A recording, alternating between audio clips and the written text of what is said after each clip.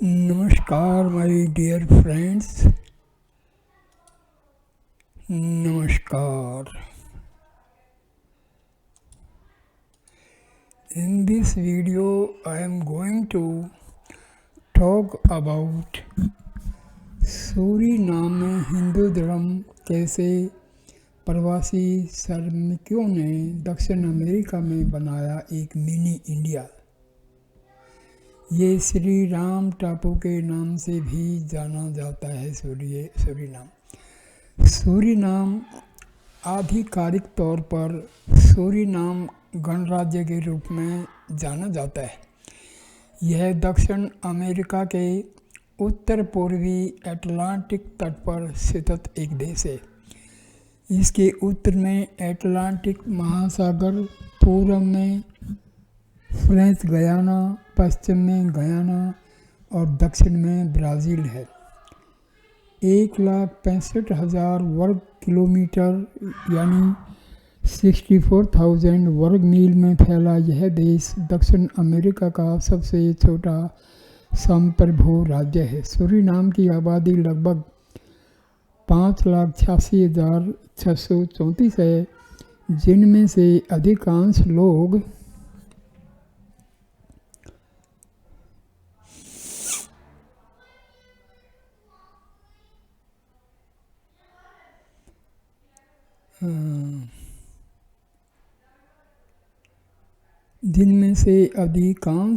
देश के उत्तरी तट और इसके आसपास के सबसे बड़े शहर व राजधानी पैरामारिबो में रहते हैं। सूरीनाम में हिंदू धर्म दूसरा सबसे बड़ा धर्म है। NRDA के अनुसार 2015 तक सूरीनाम में 1,29,440 हिंदू हैं, जो पूरी जनसंख्या का लगभग 23.15% है। गुयाना के बाद पश्चिमी गोलार्ध में स्थित सूरीनाम में हिंदुओं की जनसंख्या सबसे अधिक है। गुयाना में लगभग 24.8% हिंदू हैं। सूरीनाम में हिंदू धर्म 17 जून 2018 को सूरीनाम भारत में एकदम से चर्चा का विषय बन गया, जब राष्ट्रपति रामनाथ कोविंद ने सबसे छोटे दक्षिण अमेरिका देश का दौरा किया था। उन्होंने विवेकानंदा सांस्कृतिक केंद्र की नींव रखी। तब हमें पता चला कि भारत और सूरीनाम के संबंध ऐतिहासिक हैं।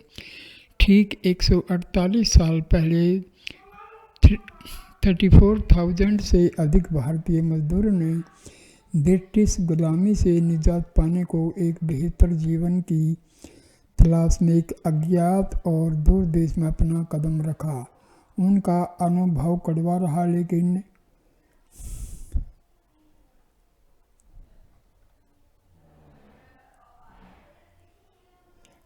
सच्चे धैर्य का प्रदर्शन करते हुए उनमें से कई ने बाधाओं को पार कर लिया। वे बच गए और वहाँ फले फूले।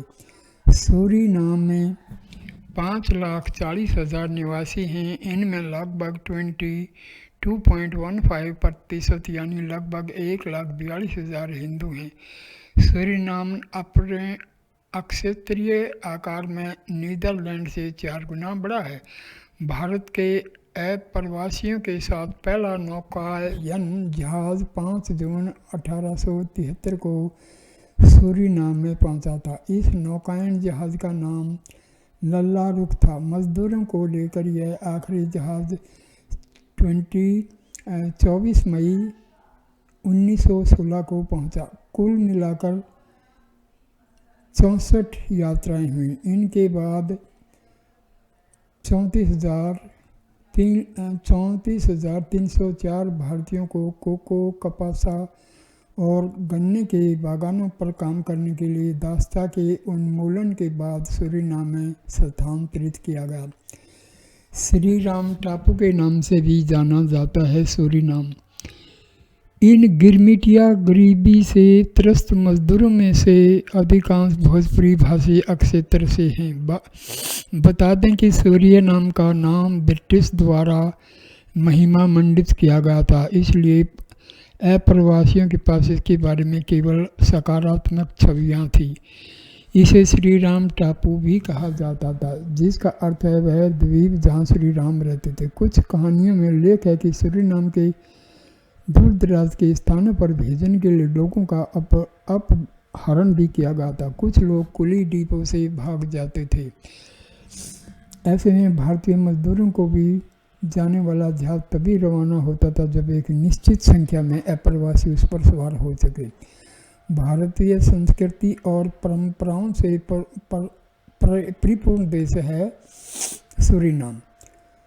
25 नवंबर 1975 को सूरीनाम की स्वतंत्रता से पहले विभिन्न जातियों के बीच ढेरों संघर्ष से कई लोग सूरीनाम छोड़कर नीदरलैंड में रहने लगे।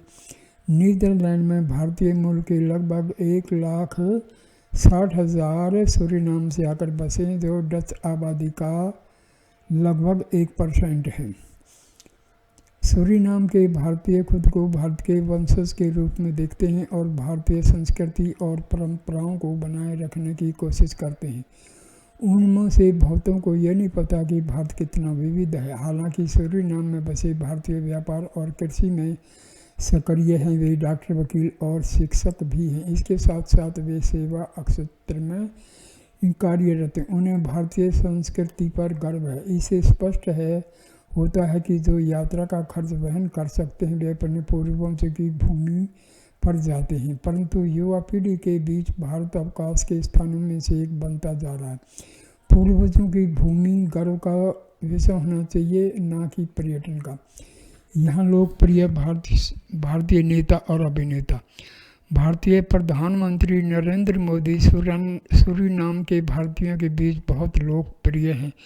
संभवतः पहले प्राइम मिनिस्टर ने जो सभी आयु समूहों के साथ जोड़ने और उन्हें यह महसूस कराने में सक्षम है कि वे भारतीय।